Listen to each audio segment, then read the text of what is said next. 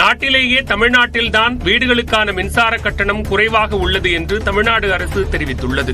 100 யூனிட்டுக்கு மேல் பயன்படுத்தக்கூடிய மின்சாரத்திற்கு சராசரியாக கணக்கிடும்போது தமிழ்நாட்டில் 113 ரூபாயாக உள்ளதாக குறிப்பிடப்பட்டுள்ளது. இதுவே மகாராஷ்டிர மாநிலம் மும்பையில் 643 ரூபாயாகவும், ராஜஸ்தானில் 833 ரூபாயாகவும், மத்திய பிரதேசத்தில் 618 ரூபாயாகவும், உத்தரப்பிரதேசத்தில் 693 ரூபாயாக இருப்பதாகவும் கூறப்பட்டுள்ளது. இந்த தகவல்களை அனைத்து மாநிலங்களில் நிலவும் மின்சார கட்டணங்களை ஒப்பிட்டு ஆய்வு செய்து அரவிந்த் வாரியர் வெளியிட்டுள்ளதாக தமிழ்நாடு அரசு தெரிவித்துள்ளது. சென்னை தாம்பரம் அடுத்த பழைய பெருங்குளத்தூரில் குண்டும் குழியுமாக உள்ள சாலையால் பொதுமக்கள் அவதியடைந்தனர். இந்திரா நகரிலிருந்து வண்டலூர் செல்லக்கூடிய பிரதான சாலையில் அண்மையில் பெய்த மழையால் பள்ளம் ஏற்பட்டது. இதனால் சாலையை பயன்படுத்த முடியாத சூழல் ஏற்பட்டுள்ளது. புகார் அளித்தும் தாம்பரம் மாநகராட்சியில் அதிகாரிகள் நடவடிக்கை எடுக்கவில்லை என்று மக்கள் புகார் தெரிவிக்கின்றனர். ஆயிரக்கணக்கானவர்கள் பயன்படுத்தி வரக்கூடிய சாலையை உடனே சீரமைக்க கோரிக்கை வலுத்துள்ளது. போர்க்கால அடிப்படையில இந்த பைப்பை போட்டு இந்த சாலையை செப் பண்ணிட்டு புதுப்பிக்க இல்லைன்னா நலச்சங்கத்துக்கு பர்மிஷன் கொடுத்தாங்கன்னா நாங்களே 48 மணி நேரத்துல இது செய்யறதுக்கு ரெடியா இருக்கோம். அப்ரூவல் கொடுத்தாங்கன்னா நாங்க செய்யறோம். அவங்க செய்ய முடியலன்னா நாங்க செய்யறோம். எந்த இடத்திலும் சுயமரியாதையை விட்டுக் கொடுப்பவன் நான் அல்ல என்று இசையமைப்பாளர் இளையராஜா கூறியுள்ளார். ஸ்ரீவில்லிபுத்தூர் ஆண்டாள் கோவில் அர்த்த மண்டபத்திற்குள் இளையராஜாவுக்கு அனுமதி மறுக்கப்பட்ட விவகாரம் சர்ச்சையை ஏற்படுத்தியிருக்கக்கூடிய நிலையில் இது தொடர்பாக இளையராஜா தன்னுடைய எக்ஸ் பக்கத்தில் விளக்கம் அளித்துள்ளார். அதில் தன்னை மையமாக வைத்து சிலர் பொய்யான வதந்திகளை பரப்பி வருவதாக குறிப்பிட்டுள்ளார். தான் எந்த நேரத்திலும் எந்த இடத்திலும் சுயமரியாதையை விட்டுக் கொடுப்பவன் அல்ல என்றும் விட்டுக் கொடுக்கவும் இல்லை என்றும் விளக்கம் அளித்துள்ளார். நடக்காத செய்தியை நடந்ததாக பரப்புவதாகவும் இந்த வதந்திகளை ரசிகர்களும் மக்களும் நம்ப வேண்டாம் என்றும் இளையராஜா கேட்டுக் கொண்டுள்ளார்.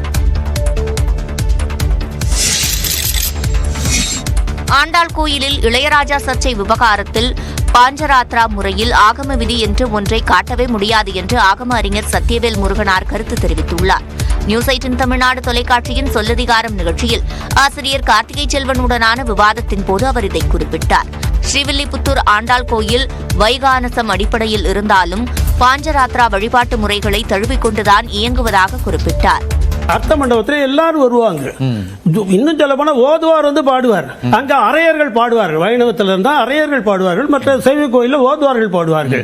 அங்கே மடாதிபதிகள் வரலாம் என்று சொல்லுகிறார்கள். நான் இன்னொரு கேள்வி கேட்கிறேன். மடாதிபதிகள் வந்தாங்களா? மடாதிபதிகள் என்ன பிராமண குலத்தை சேர்ந்தவர்களா? ஏன் அவங்களுக்கு என்ன பெரிய பெரிய விஐபி உள்ள விடுறாங்களே? அது எப்படி மாறுது? அதுக்கும் ஆகமத்துக்கு சம்பந்தமே இல்லை. அந்த ஆகமத்தில் எந்த விதத்திலையும் இந்த நான் சொன்னது போல பாஞ்சராத்திரத்தில் எந்த இடத்திலையும் ஆகம விதி என்று இது காட்டவே முடியாது.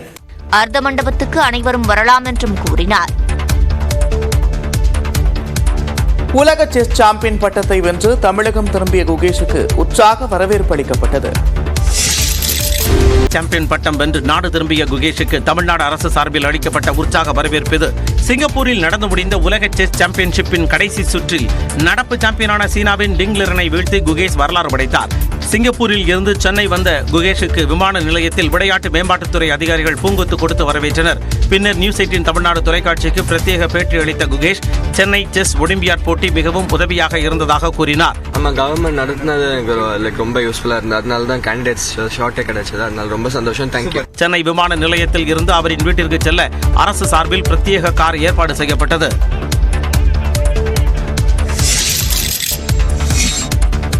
உலக செஸ் சாம்பியன்ஷிப் பட்டம் வென்றுவிட்டு நாடு திரும்பிய குகேஷ் விமான நிலையத்தில் இருந்து நேரடியாக முகப்பேரில் உள்ள தனது பள்ளிக்கு சென்றார்.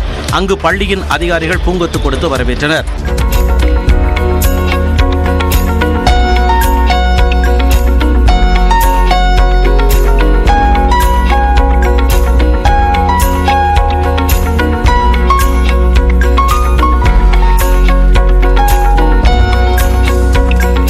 பொருளாதார ரீதியாக தமிழ்நாடு அரசு நல்ல ஒத்துழைப்பு வழங்கியதாகவும் குகேஷின் தந்தை ரஜினிகாந்த் குறிப்பிட்டார். இந்நிலையில் சென்னை கொரட்டூர் பகுதியில் உள்ள குகேஷின் வீடு முன்பு உறவினர்கள் குவிந்தனர். அவர்கள் மேலதாளம் முழங்க நடனமாடி மகிழ்ந்தனர்.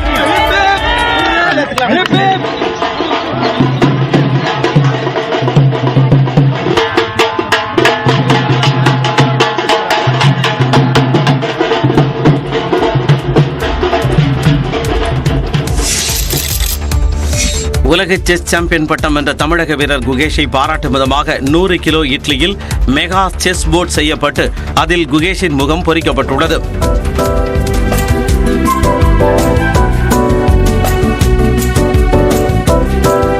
அண்மையில் சிங்கப்பூரில் நடைபெற்ற உலக செஸ் சாம்பியன்ஷிப் இறுதிப் போட்டியில் தமிழக வீரர் குகேஷ் சீனாவின் டிங் லிரனை வீழ்த்தி சாம்பியன் பட்டம் வென்றார்.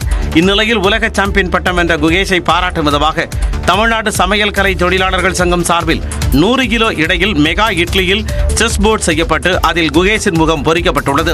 மொத்தம் 12 சமையல் கலைஞர்கள் ஒன்றிணைந்து 2 நாட்களாக இந்த பிரம்மாண்ட இட்லி செஸ் போர்டை உருவாக்கிவிட்டனர். மேலும் குகேஷின் வெற்றியை கொண்டாடும் வகையில் இனிப்புகள் தயாரித்து பொதுமக்களுக்கு வழங்கினர்.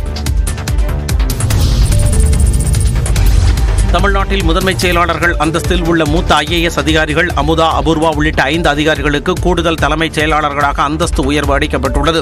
1994ஆம் ஆண்டில் தமிழ்நாடு பிரிவில் IAS பணியில் சேர்ந்த அதிகாரிகள் தற்போது முதன்மைச் செயலாளர் அந்தஸ்தில் உள்ளனர். இவர்களில் 5 பேருக்கு கூடுதல் தலைமைச் செயலாளர்களாக அந்தஸ்து உயர்வு வழங்கப்பட்டுள்ளது.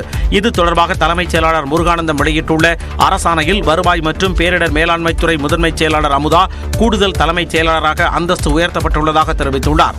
சிறு குறு மற்றும் நடுத்தர தொழில்துறை முதன்மைச் செயலாளர் அதுல் ஆனந்த், மத்திய அயல் பணியில் புதுப்பிக்கத்தக்க எரிசக்தித்துறை அமைச்சகத்தின் கூடுதல் செயலாளர் சுதீப் ஜெயின் ஆகியோரும் கூடுதல் தலைமைச் செயலாளராக அந்தஸ்து உயர்த்தப்பட்டுள்ளனர். வீட்டு வசதி மற்றும் நகர்ப்புற மேம்பாட்டுத்துறை முதன்மைச் செயலாளர் காக்கர்லா உஷா மற்றும் வேளாண் உற்பத்தி ஆணையர் அபூர்வா ஆகியோரும் முதன்மைச் செயலாளர்களில் இருந்து கூடுதல் தலைமைச் செயலாளர்களாக அந்தஸ்து உயர்த்தப்பட்டுள்ளனர்.